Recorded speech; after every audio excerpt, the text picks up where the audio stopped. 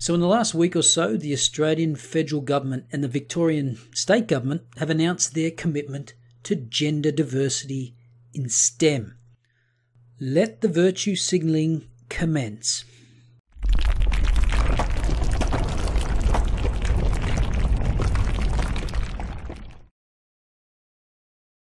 So firstly, the federal government announced $3.9 million as the first round of their 8 million Women in STEM and Entrepreneurship grant program under the Ideas Boom National Innovation and Science Agenda. Apart from being a mouthful of meaningless jargon, basically the money will go to various initiatives like the Melbourne-based Girl Geek Academy that focuses on girls aged 5 to 8 years with one-day hackathon events, as well as online training and ongoing support, and the Canberra-based CBR Innovation, which offers 10-week programs for girls in Canberra and surrounds that include skills workshops, careers presentations, field trips, and female STEM mentoring. Now, I don't know how women feel about this, but personally I would feel a little disgusted by the soft bigotry of low expectations of women. It says to me that women can't compete on a level playing field, so they need the playing field tipped in their favour. But I submit to you that it's not that women can't compete. It's for the most part that they don't want to compete. They want to do other things. But we'll get back to that later. Now, what are they doing in Victoria? Well, Victoria is pushing on with its diversity agenda, with the Minister for Small Business, Innovation and Trade saying he will only consider funding for conferences and events that have 50-50 gender representation in their speakers. And listen to the wonderful reasoning, straight out of the Trudeau playbook. It's nearly 2017 and women make up just 20% of Australia's tech workforce, yet represent 50% of the population. To see just 15% women speaking on industry panels is just not good enough. So this is upping the ante on the current year argument to a next year argument, which of course is just as facile, combined with the false assumption that women being 50% of the population necessitates they should be 50% of IT workers, for which there is absolutely no evidence. And in fact, all the evidence suggests that this disparity is normal and natural. So there's no actual basis for any of these programs, but of course it's a good opportunity for politicians to virtue signal about how morally superior they are for helping the poor, oppressed women's. Now take note of the way these stories are reported. Quote, women are underrepresented in science, technology, engineering and maths, STEM fields, in Australia, and the federal government is pouring $3.9 million to tackle the issue. So there's an implicit assumption built in that women being underrepresented in a particular field is a problem. And as I said before, there's absolutely no basis for this. Disparate outcomes are normal and natural given the well-documented preferences of males and females. And then there's the obvious contradiction that women are vastly underrepresented in dangerous, dirty jobs, a lot of which are well paid, but no one ever seems to raise a fuss about that and spend millions of dollars to get more women into those jobs. And to top it all off, the Australian Productivity Commission says that pushing STEM subjects actually leads to joblessness. Well, of course it does. What's the use of pushing STEM subjects if there are no jobs at the end of it? Quote, the Productivity Commission says STEM graduates fare poorly in the job market, apart from those who've studied healthcare, mining, engineering and surveying. The outlook for mathematics and computer science qualifications are only slightly below average. However, there are big gaps for graduates in life sciences, chemistry and the physical sciences. Employment outcomes improve 3 years after graduation, but 20% of people with bachelor degrees in natural and physical sciences have still not got a job. Of those who do get work, many are in unrelated fields. About a quarter of people with science degrees say their qualifications are not relevant to their employment. The same is true for 30% of people with information technology degrees. Instead, they're working in fields such as sales, administration, and community work. So perhaps the government should concentrate on encouraging a thriving tech industry rather than creating an oversupply of graduates, for which there are no jobs. And notice I said encourage, because I don't think the government has any business trying to create industries. They should concentrate on removing barriers, i.e. regulation, so that Australia is an attractive place for tech industries to invest. But back to the main point here of the unrelenting trend to throw money at non-problems like perceived gender inequity. Johnathan Haidt is a social psychologist and professor of ethical leadership at New York University's Stern School of Business. He recently gave an excellent presentation which touched on this idea that women being underrepresented in STEM, or any other field for that matter, is not because of institutionalised sexism. And before I show you the relevant part, I encourage you to watch the entire lecture. It's over an hour long, but it provides an excellent explanation of the problems with the state of universities today.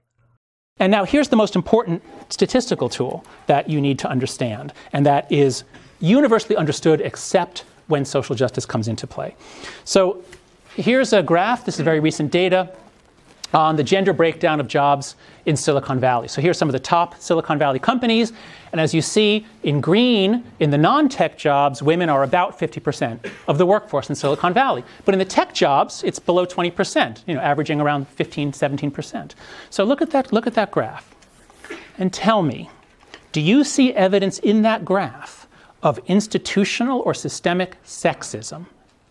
Raise your hand if you see evidence of institutional or systemic sexism. Please raise your hand high right now. Anyone? What are you? You must be a bunch of right-wing, libertarian. I can't believe it. I can't believe it because normally, I've shown this at a few schools, and a lot of hands go up. I mean, this is the definition of institutional or systemic sexism, typically, a gender disparity.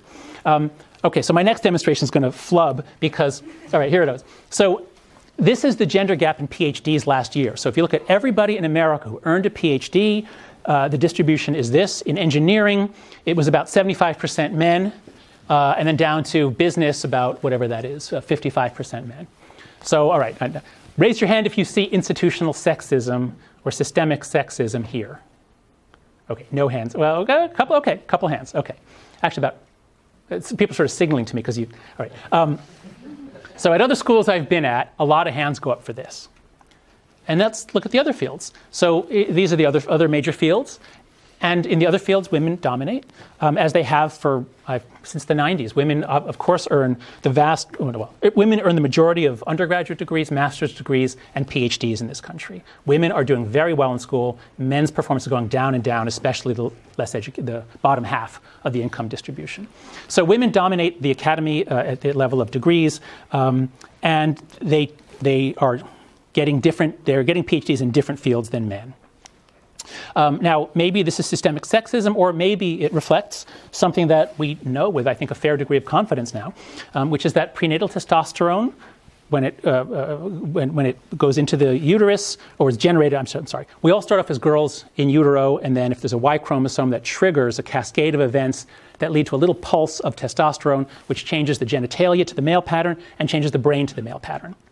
And as part of that transition from female to male, brains become less good at empathizing, reading emotion, being sensitive, and better at systemizing is the one. But what comes out is that boys are more interested in playing with things, and girls more with people. And this goes on to occupational choices. So a major review in Psych Bull found a lot of evidence for this.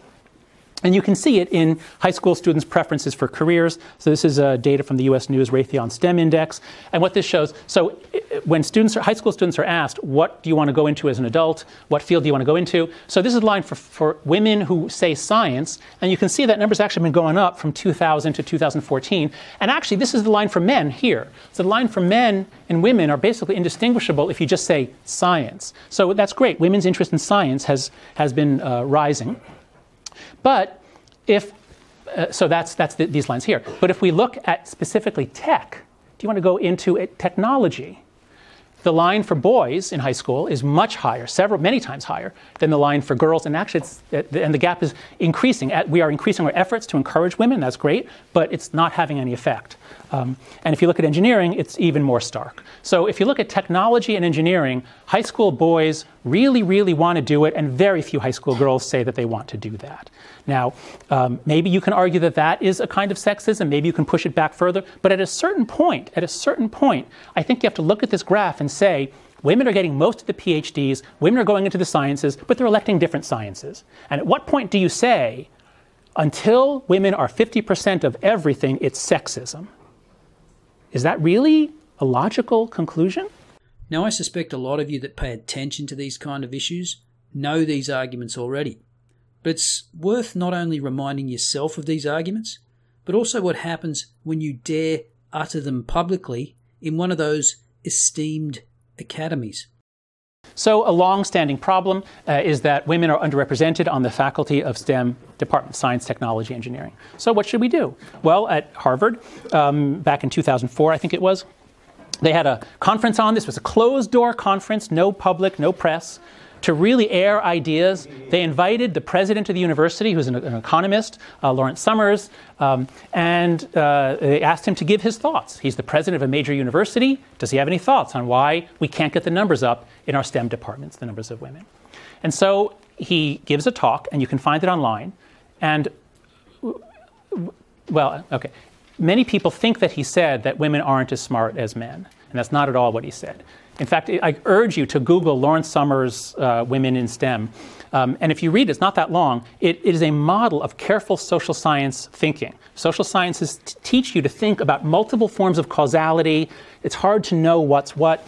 And what he does is he comes in and he says, my guess is that there are many causes, and he lists three. One of them is discrimination. But he says, well, as one of them, one of the three causes could be that there is a difference in the standard deviation of IQ scores. He doesn't say that men are smarter, because they're not. The IQ is the same. But the spread is different, so that at 4 standard deviations above the mean, there are going to be more men.